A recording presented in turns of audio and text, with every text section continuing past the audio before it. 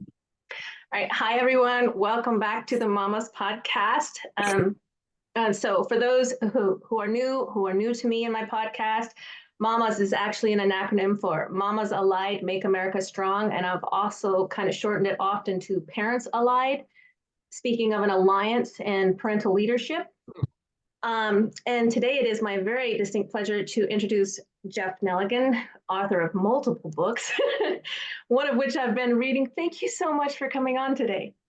Hey, Andrea, it's a privilege and it's a pleasure to be on to speak with you. Thank you so much. So I wanted to just kind of warm us up and open it with, you reached out to me, and that was such a pleasure, especially when I found that you had been doing this sort of work, encouraging parents and parental leadership. And I just wondered, what's on your heart and mind that you would like to open with and share today? Great question, because it's at the foundation of the book and all the writing I've been doing for parenting websites and publications for many years. It's that parents really have to be engaged with their kids. And the idea is our job as parents is not really to build a relationship with our kid. We already have that. Yes. Our job is to teach our kid to build relationships with the world at large, the individuals, the places, the situations, because that's where they're going to spend the bulk of their life, in that real world where challenges and setbacks and success and joy come at you every day. I agree, and I would add to a layer to what you're saying. I think it's probably implicit in what you're saying, and that is also that functionality of being in proper or healthy relationship with ourselves. I see a lot of challenge in that today with our kids and our youth and the whole parental realm, if you will. And I always say that we don't need to provide our kids with challenge. We don't need to tell them, look, I walked uphill to school both ways and wore gunny sacks on my feet, Yeah. we don't need to provide that hardship. We need to provide them with the skill sets and resilience to navigate the hardships, because those will come. We don't need to provide those as parents. And I hear you saying something along that line of thinking. Right. You're right. No one gets a free ride, Andrea. No. I mean, adults don't and kids don't, and kids are not built to handle the obstacles and setbacks unless they've been taught and to do so. And one of the themes in the book was, and indeed in the title, is resilience. That is, knowing your kid is going to hit setbacks, prepare the kid for hitting those setbacks and either getting over it or getting around it. And the sooner they hit setbacks and figure it out themselves, the better, because they're never going to end in terms of the obstacles. They're never going to end. And one of the things that I share with my kids, because they're young, they're quite a bit younger than your kids at this point. So mine are have twins who are 7 and a young boy who is 8. So tight little cluster there. So they're quite a bit younger, but one of the things I say with them when they run into bumps, because they're getting, they're right at that little cusp age where they're edging towards preteen and all that kind of stuff, but they're still pretty young. Oh, yeah. And so their awarenesses are expanding and developing. And so one of the things I said to them is, honey, the more challenges you have now, the better. And they were like, why? Yeah. Oh, yeah. I said, well, because, honey, you have me right now. But when you grow up, the relationship's different. You go out on your own. So the more you mess up now and learn now, the more you are prepared for later. I can see the cogs and wheels turning on that one. So, it'll keep coming. Yeah. But I think that speaking to what you're saying is that, yes, preparing them for that, but also understanding that when you're in the heart of family, that is the place to mess up, because you have people around you that love you, that know you, that will support you to figure it out. Right. And that goes back to the parent engagement, always there, the time. And, kids can handle obstacles, in several ways. And one of the best ways is, that routine of life, that preparation. We had a calendar in our kitchen that had 30 days days worth of what every kid had to do: schools and chores, homeworks, tests, athletic practices, family Mhm. events, neighborhood events. And each kid, we'd sit down each Sunday and say, what's coming up this week that's going to be rough or it's going to be easy? And you already get the kid focused at that point, not nervous, Okay. focused. And so they know that on Tuesday, they've got a major league biology test, or on Wednesday, they have a game that, they need to perform well in. So the idea is one way to, kind of ameliorate the obstacle or the challenge is to be completely prepared for it. And Yes. then, of course, when unexpected challenges come up or setbacks, the kid's got that muscle memory, that reflex of knowing, hey, I've got around these things before and I've met them head on. I can do it with this one. I had an old drill sergeant in the Army, big, black, badass infantryman. And he would always say to us, wherever you are, whatever you're doing, assess, adapt, advance. Yeah, My, I knew my where you were kids heard going. that 1,000 times when they were growing up. And sometimes I put them in a tough situation by myself. I Mhm. can remember my two sons were asked to perform in a girls' high school performance of the Pirates of Penzance. And they said, they told me about it. And they said, oh, we're not going to do that. And I said, well, it's going to look good on your record. And, no, we're not doing it. Then I said, well, you know, it's it's good for the administrators and teachers at your school to see it. No. And I said, okay, finally, I just bribed them. I said, look, I'll give you each $10 if you just go to the tryouts. If you don't like it, I'll be waiting outside. So I dropped them off at the girls' school, 10 o'clock on a Saturday morning. Mhm. Each had $10 in their pockets, and I drove away.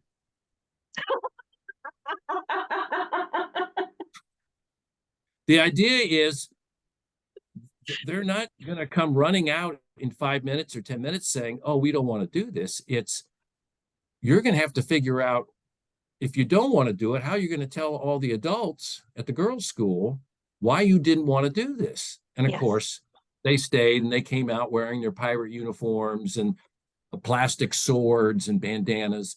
And they got in the car, and I said, well, I'm glad I didn't have to wait too long. And the one kid said, nice try, Dad. We knew you'd left. We know you. We know you so well. We knew you'd left, and we knew we were going to have to go follow through with this. So again, those are the easy challenges.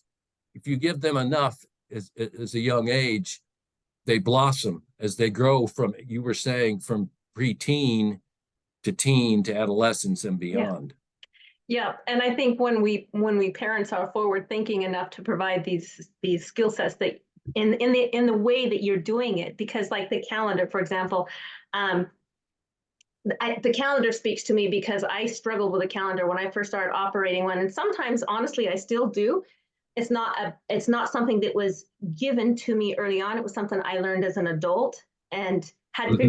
had to figure out as a what they call us non-traditional student in college, because I was the first in my family to attend university.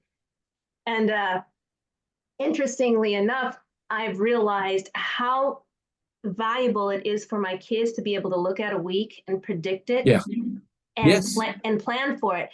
And what really strikes me about, there's several things actually, but one of the things that really strikes me about what you're saying is I was mostly an autodidact, which is self-taught. Oh, sure.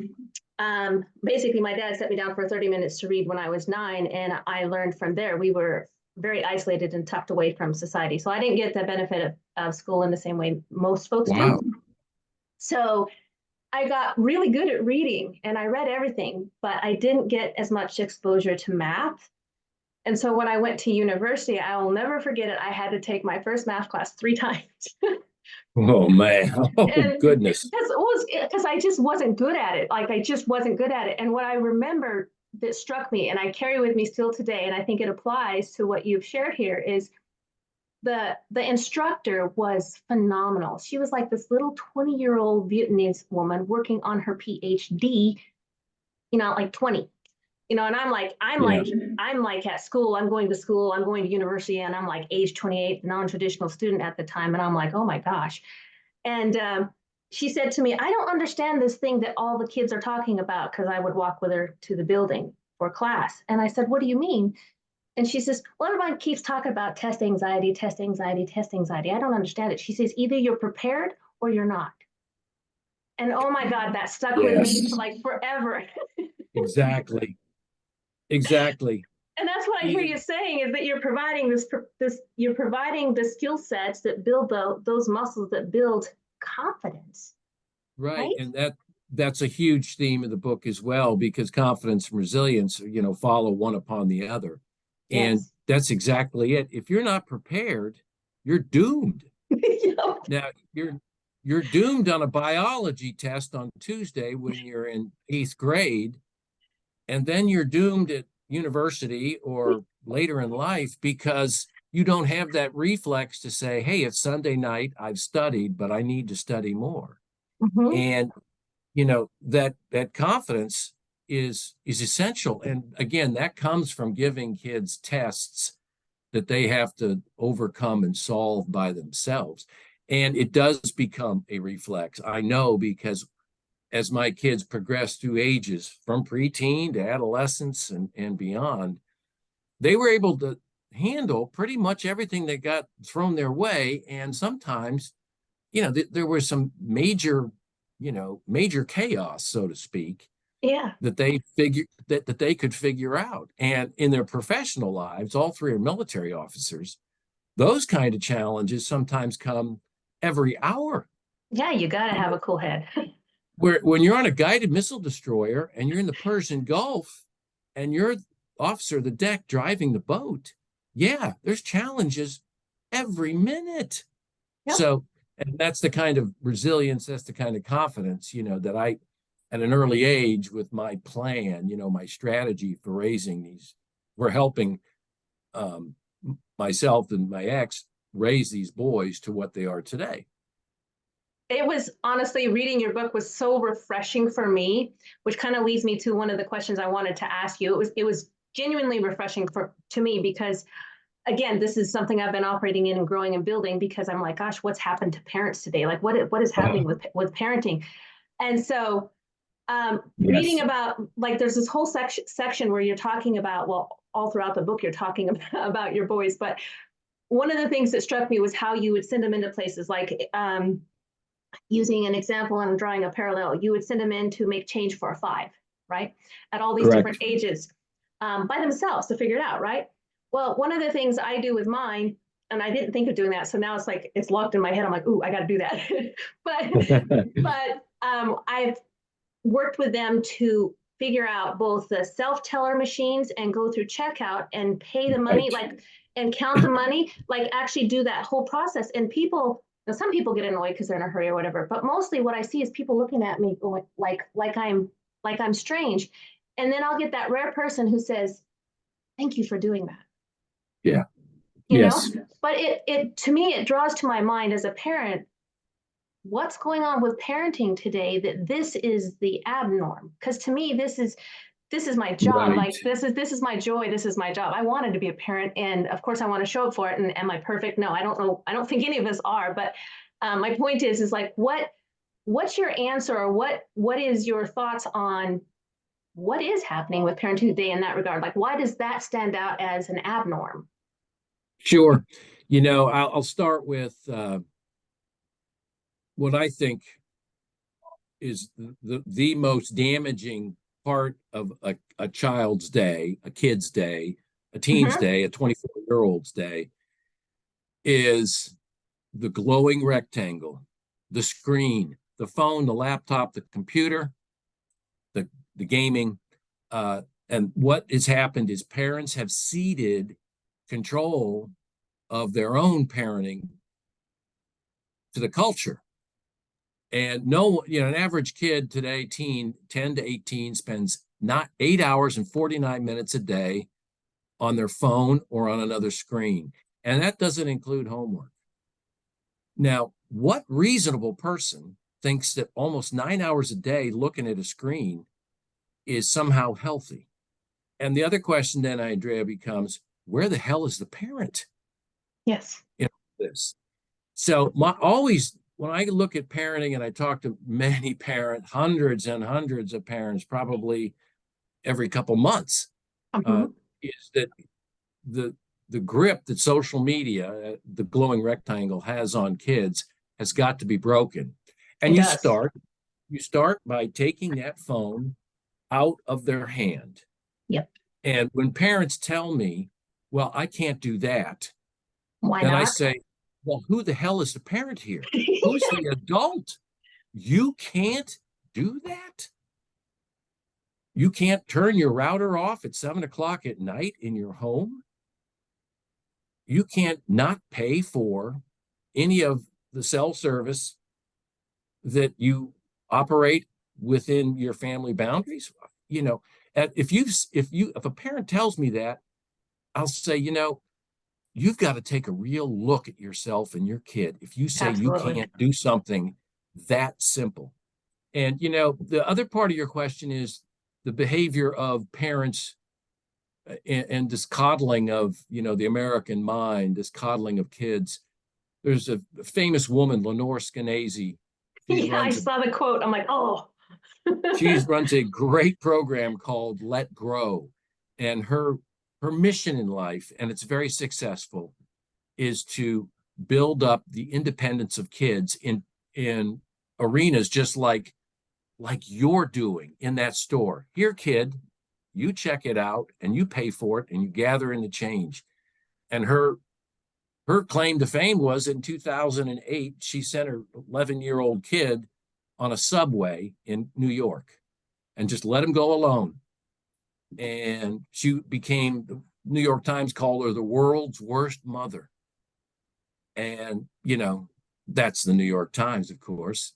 Yeah. But from that moment on, she began this Let Grow initiative, which encourages this independence and reaches out to all sorts of school districts, even state legislatures, to promote the idea of kids being on their own, walking down the street to go to the supermarket.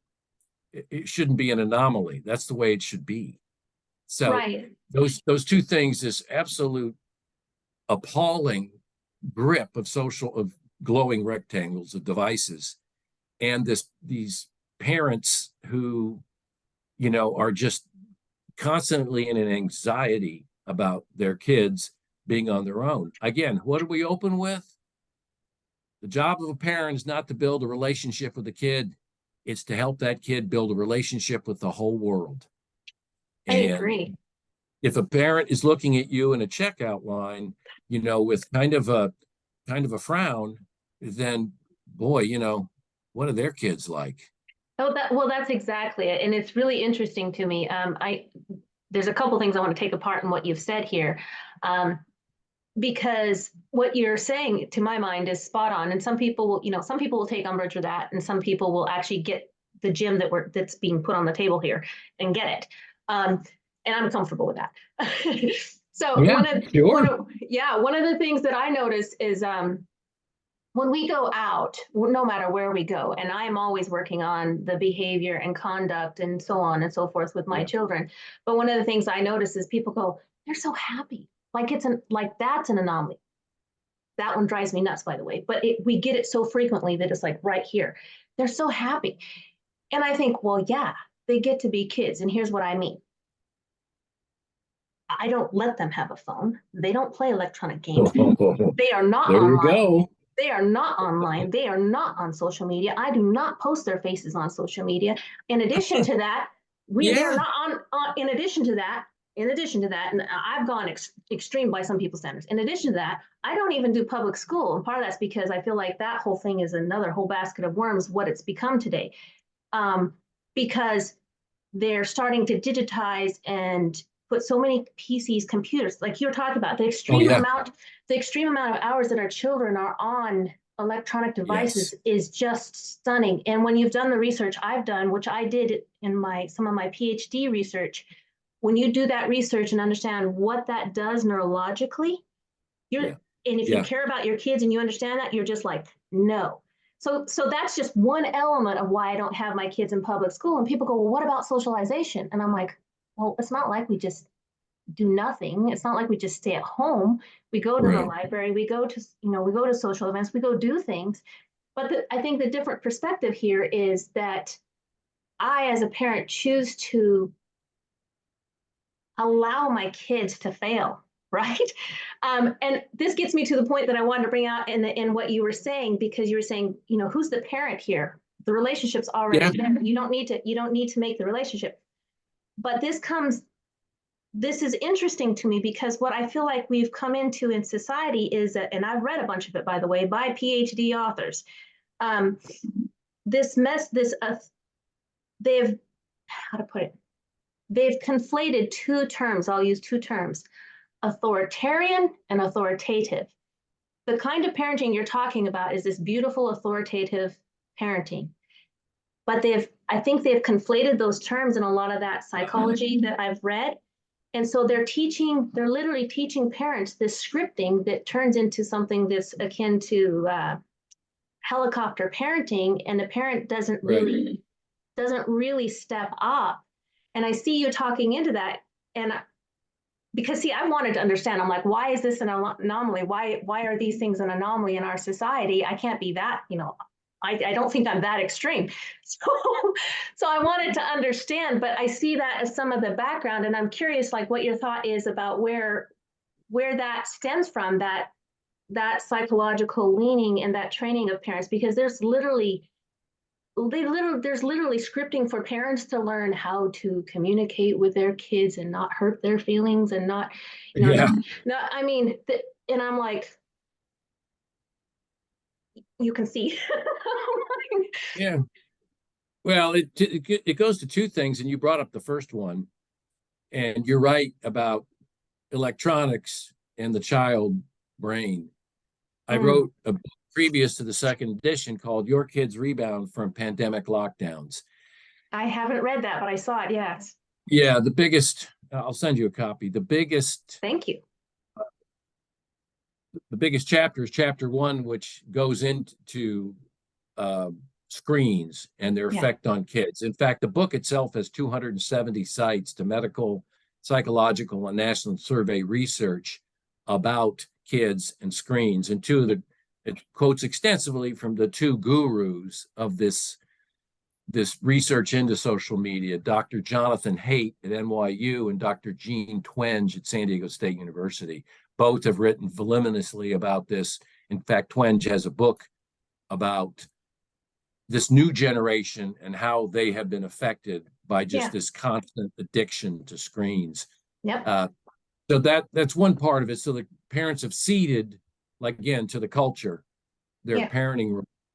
And the second part of it is just this infantilization of parents in dealing with their kids. You put your finger on it, they have to have this soothing relationship, and it goes back to the whole idea of, you have a soccer team at age 5 and everybody gets to play and everyone gets a trophy at the end. No child left behind.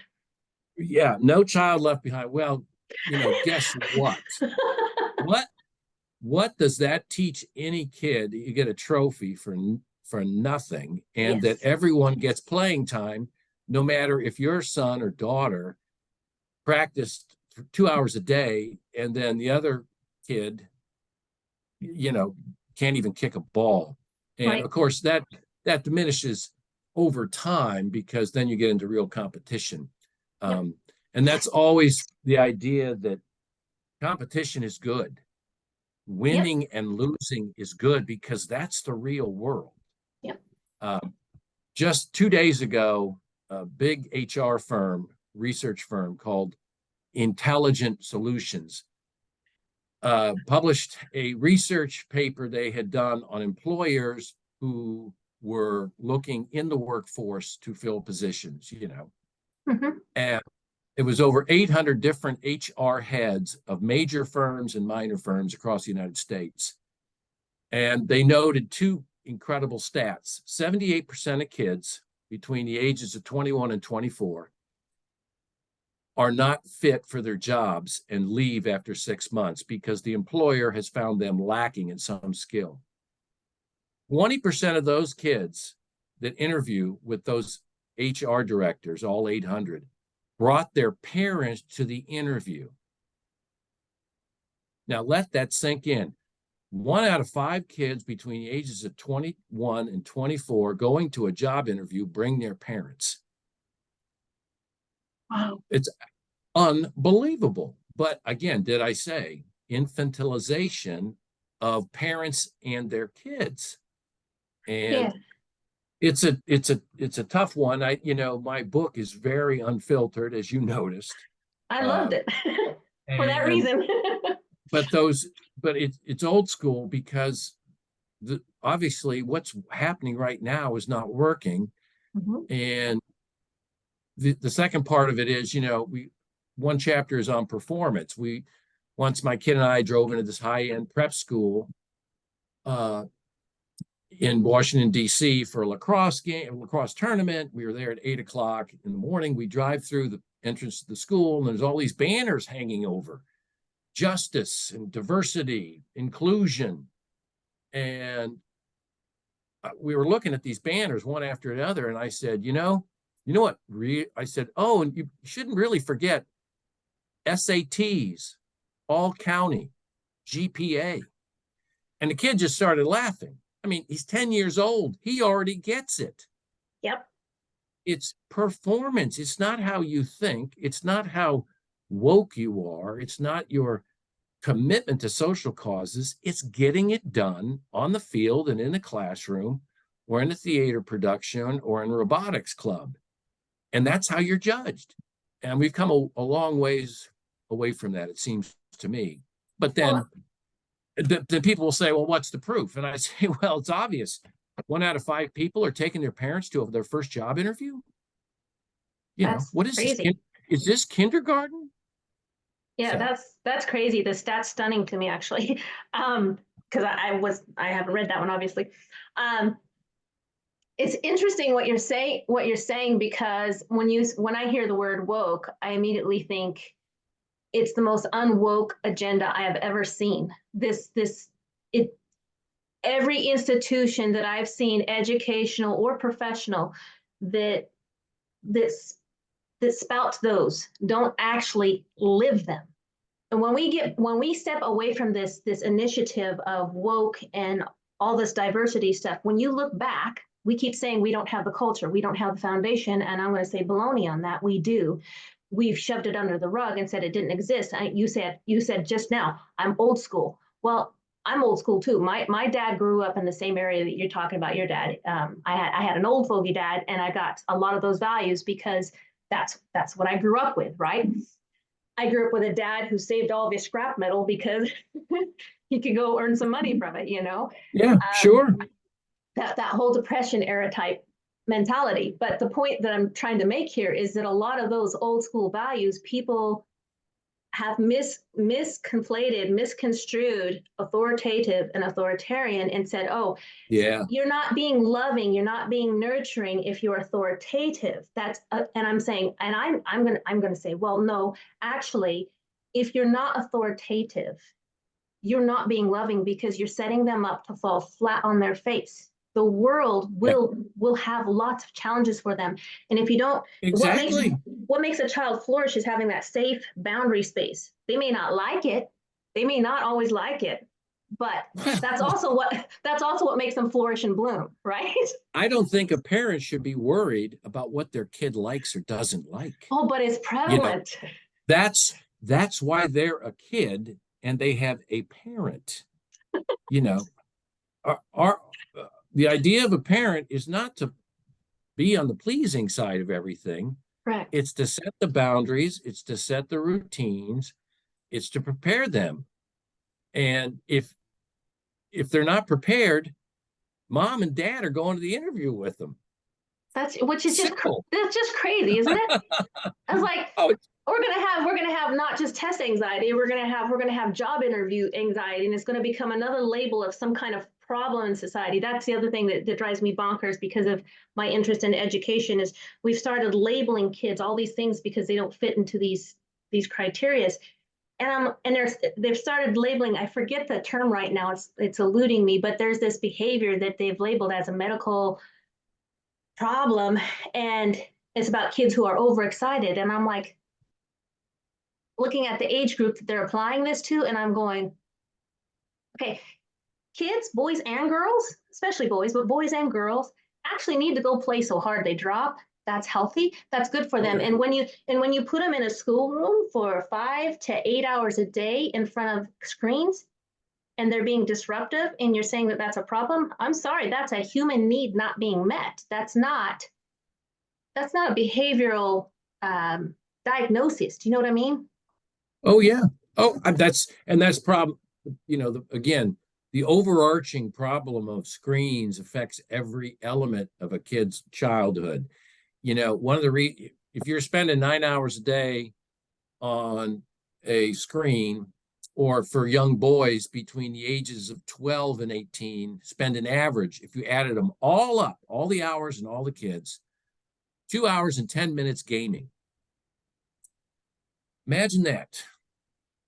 And it also so you've got the mind scrambled, and then you've got a perfect example there in terms of the play, and that they should play until they literally can't move.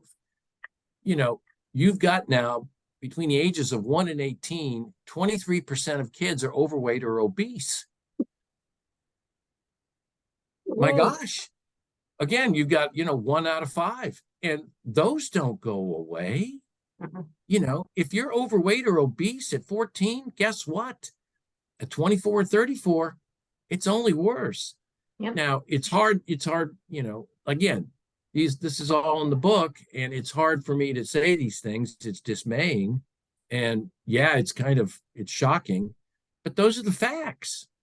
And so that's the minefield that parents have to navigate. And if they're not doing it the right way, they're going to step on a mine soon after stepping into the field. I agree. And it brings to mind a question. I'm curious what your thoughts would be, because I run the parallel of both because of what I do with mamas and what I do as a mom who home educates her kids. Mm-hmm. So I run into all types, but with the initiative of Mamas Allied, really, it's really about aligning and uniting parents and empowering them and helping them understand that, look, parenting is a leadership position, probably the most important one you'll ever have, because you're literally raising up the next generation of leaders. Like, how do you get more important than that? So that's really, that's really kind of my shtick. Like, hello, this is not something you just tune out. But to that point, as a mom who home educates and then knows people who are in the system, and we're talking about these screens and all that jazz, one of the challenges I see in both the home educated world and in the public educated world is screens being utilized as things to teach our kids. And I'm curious what your thoughts are of, like, problem solving that. What do you suggest, or do you have suggestions for parents? Like, how would they contend with that to help equip their kids to be, more critical thinking, more resilient? Because you and I both know, like we've just discussed kind of ad nauseum, like what screens, we can probably dive deeper, but really what screens do.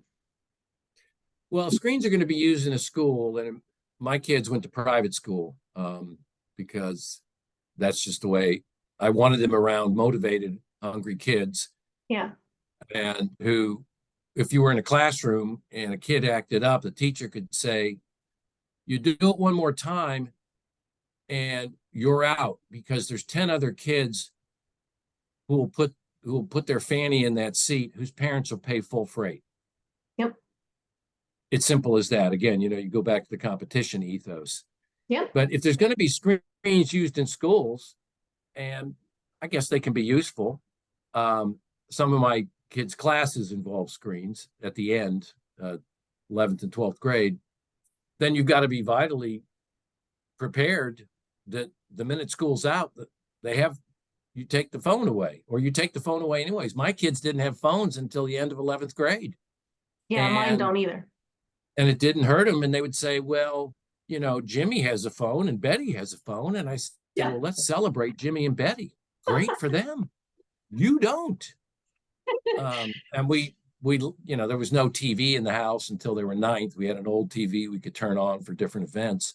But if they're going to be in the schools and the kids are learning, then it's even more reason to totally restrict their access to screens once that school day is over.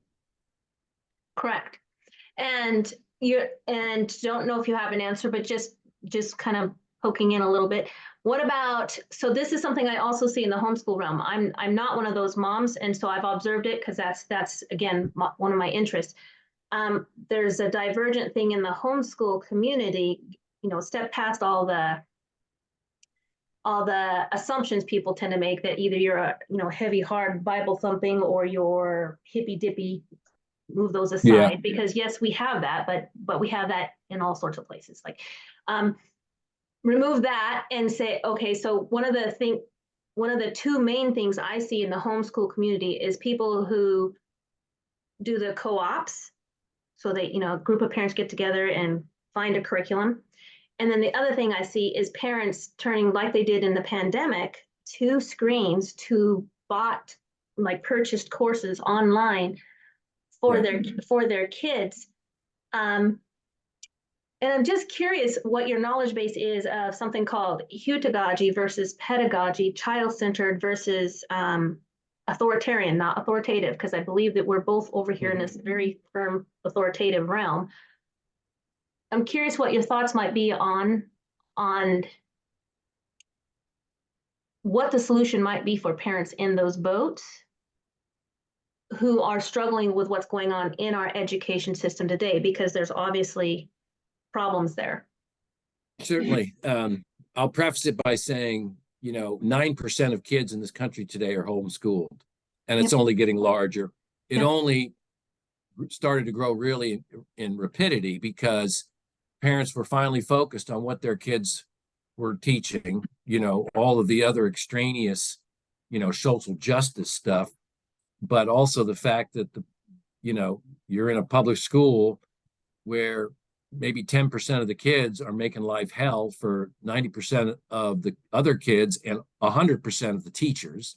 Yep. And so I can see that move to homeschool, whether the labels are, well, you've got a overly religious parenting style, or you've got, a 1960s commune. Who cares? What's the finished product of the kid, Same rules apply. So, this is part of what I'm interrupting. Sorry. Yeah. I'm hearing you say basically same rules apply. Right. And when you talk about screens, they're an inescapable part of life. They're always going to be around. No one's going to be able to go into life and the workforce and the world saying, we're just going to have the Harvard classics and we're going to read books, and then we're going to go into the Latin and Greek translations of the Bible and Homer and the Iliad. So screens are going to be a part of it. It's just limiting the amount of time a kid spends on a screen. And if the kid is spending time on a screen in a definite learning environment, that's okay. It's just opening up that manhole into the sewer that the rest of the interweb is, the world, whatever you want to call it, the web. The World Wide Web. Yeah. That's why I don't allow internet access with my kids without, literally, I have the control. I'm right there. You bet. I'm like, no way, Jose. I just know too much. I think you're right about screens kind of inevitably being here. I was just curious kind of what your take was. It sounds like we're really aligned on what screens do. What I wonder if people know, I know that you've read this, but I'm curious what your take is do they understand that basically I'm fond of saying that the most amazing pharmacy on the planet we house in our noggin? Yeah. And do people really understand, do parents understand that, we'll use gaming as an example. Gaming actually teaches the brain to be addicted to short dopamine drops and short attention spans. And that's part of the reason why we have this drop in critical thinking and the skill set building. Yes. Yeah. No, I completely agree, and I'll go places, you know, I mean, I get out and about Mhm. every day, and you'll run into people who have kids, and the kids are three, you know, kids between the ages of 2 and 5 spend an hour and a half a day on screens. Again, what the hell's happening? What parent has decided to allow allow a kid to have any kind of screen in their hands from 2 to 5? And the second thing is, how lazy is that parent? So that's when you gather in and you say, no more screens. If you're going to have screens at school, that's good. It can be limited. I agree with you that the interweb, that's my jokey term for it, is, you know, a lot of it's a sewer, and it's addictive, like you talked about the dopamine in the video games. Yeah, 2.5 hours for every kid between ages of 14 and 18. That's nutty. What are those what are those children? Where are the parents? I always come back to that. Where are the parents? So I think I would agree with you on your take. Thank you for that. I was curious because you have a little more data, I can tell by what you shared earlier, than I do in certain areas. Um, are you comfortable with a slightly dicey question? Sure, bring it on. Okay, so good. I think it was last year. We're in a new year. Last year there was this big movie that made this huge splash because people thought Hollywood was standing against it. Maybe they were, maybe they weren't. I'm not going to go out on that limb. But what I will say is the movie the challenges that the movie brought to mind with child trafficking and all that stuff. Sound of Freedom. Oh, sure. Are you familiar with it? Oh, yeah. Yeah. So a lot of parents watched that movie and became immediately frightened of doing some of the things that you cite in your book. And Yeah. and one of the gold nuggets I'm going to say that I feel I hear in your conversations is you keep driving home. And I love this point because I'm so behind it. I'm so right there with you on it. Engagement, that parental engagement, right? Where's the parent in this?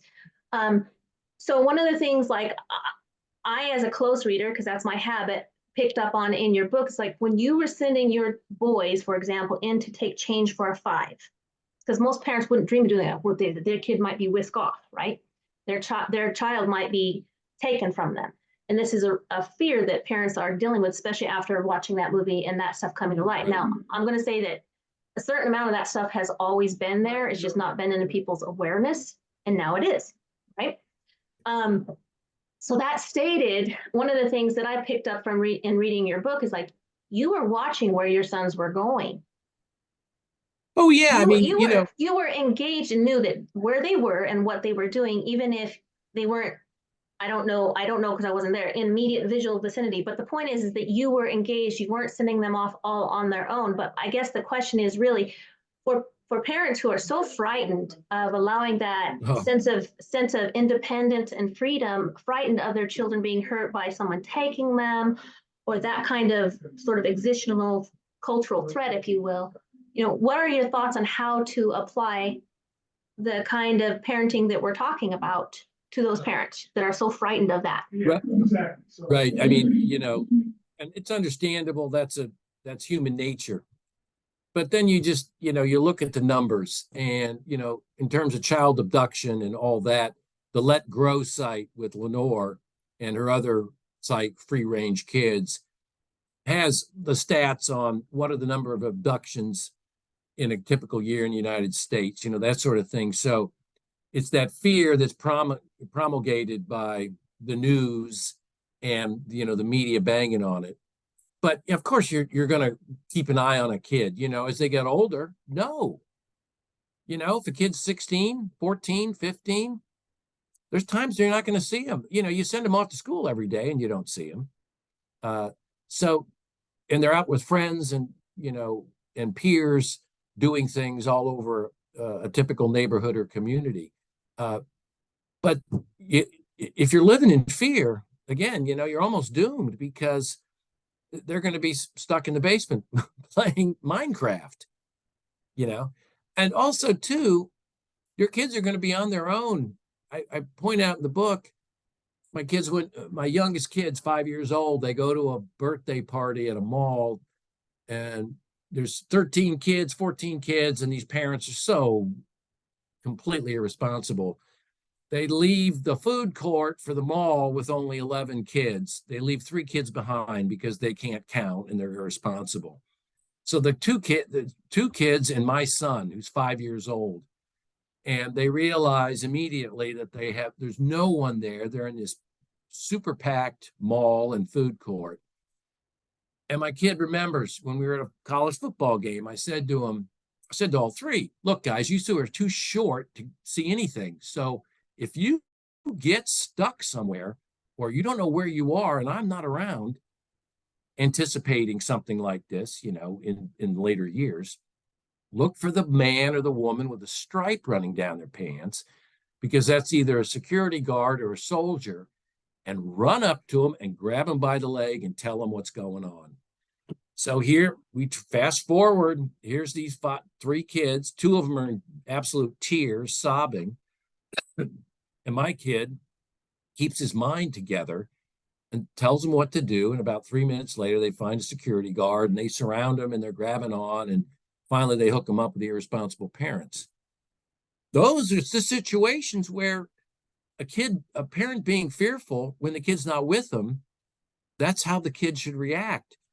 No parent is ever going to be able to keep an eagle eye on their kid, whether they're age 5 or whether they're age 25. That's just the facts of life. So anticipating those kind of situations, your kids should be trained. I agree. I totally agree with you on that. And I think that one of the things you're bringing to my mind is, we can't, 2 things. One is we've talked about those glowing rectangles so much in this conversation. Right. And, one of the things I would say to our listeners is that, if you and your children, whatever their age, are consuming that much media, that you're slipping your biorhythms over into that fear base. Yeah. Basically, whatever it is, I really don't care what side of the aisle it comes from, what authority it comes from. If it's selling fear, question it. If it's selling fear, question it, and just say, like, how do I take care of me and mine? Just keep your head level and sensible. So one of the things I hear you saying is, like, you can't walk around living in fear. You got to live in the sense of preparedness. That's the word that comes to mind, is being prepared. Right.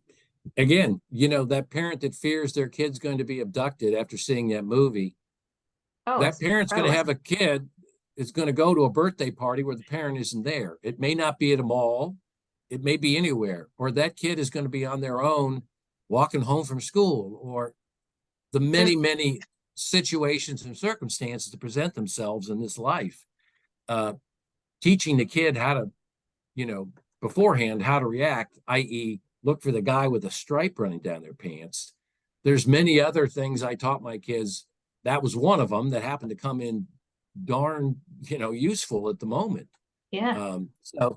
And, as I said, the examples like that one, there are many. I didn't put them all in the book, obviously, but because the book is a 40-minute read, I didn't want to expand it too much.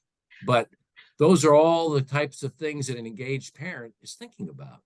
Right. You use the term essay. We do too here, situational awareness. And I loved how much you brought that in, and the fun games that you did with your kids, to teach them that. I mean, what a beautiful example of parenting, really, just for those. So I know we're coming up on our hour, and I don't want to lose anything, and I want to give you your due. So for parents who are really looking for a quality read on how to parent, I really encourage you to look at Jeff's books, because they're amazing. And Thank you. You're welcome. And you also have a website. So where can people find you before we get too far? Certainly, www.nelliganbooks.com. And the book itself, 4 Lessons for My 3 Sons, How You Can Raise Resilient Kids, is on Amazon. I have a Facebook page with about 3,000 followers, all parents. That is Jeff Nelligan Books.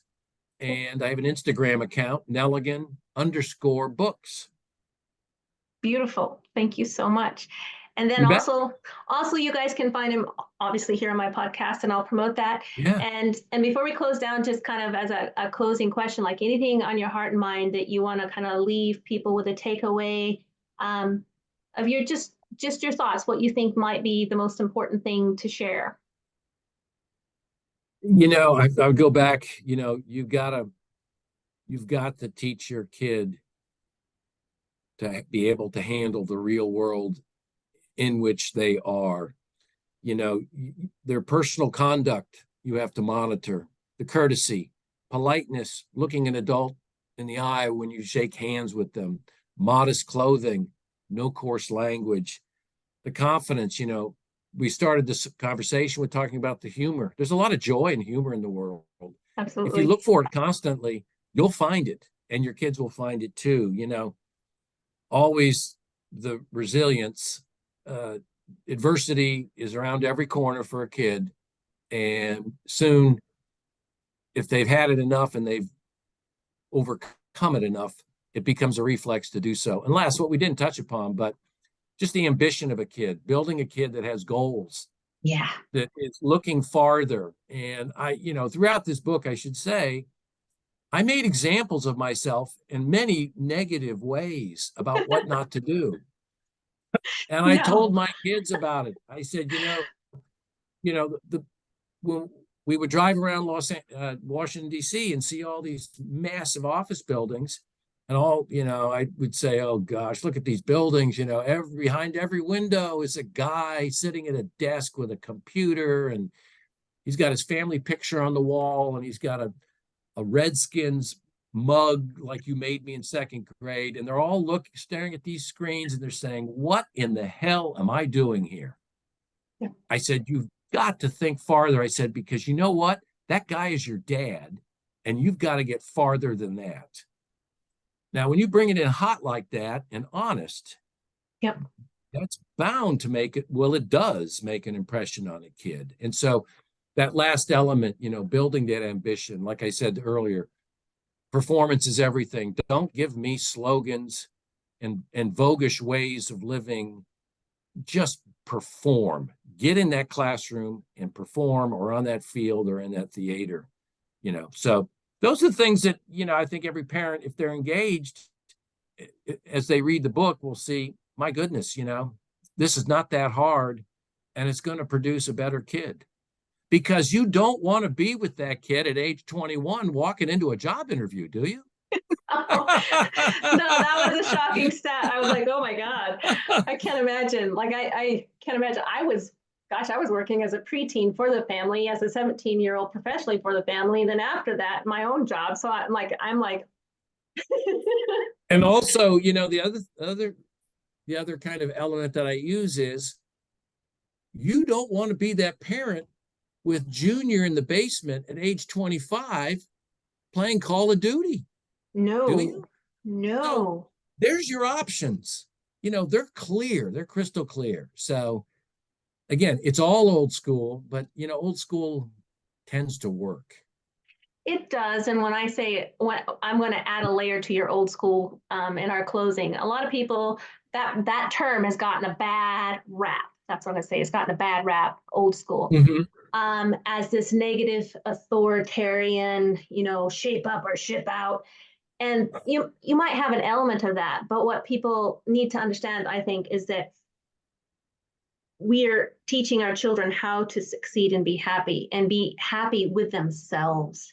Because, like, for example, one of my daughters, she's young yet, she's 7, and she was learning some mathematics, some multiplication, and some cursive writing earlier this year, and she was getting frustrated with forming one of the complicated letters. And she tried once, and then she got really upset. And I, as her mother, I thought that's just way too, like, she was just way over the top in her emotive state about one mess up, like way too upset. And so I thought about that. How do I present that? And finally I said, you know what? If you don't succeed at first, you try and try again. She's, Mom, what does that mean? And I said, well, you think about that. So she did. And then I went and found a book that basically drove that message home. And we read that book. We read that book at story time. Next thing I know is my daughter is a beautiful cursive writer. We're just a couple months later, by the way, a beautiful cursive writer, and way leaning into everything that she studies. And when she gets it wrong, she goes, I was disappointed, but you know what? I think I can do better next time. And that is her whole modality now, over and over and over again. But that isn't where we started. And I'm sharing that because I think it's an example of the points you're driving home, where we go, no, It is. It's a great example, and it's, it's so down to earth, and also it's so understandable by any parent listening to this broadcast. No, it is. You're going to hit the wall, and you're going to get over it somehow. Yes. You know. Yes. Yep.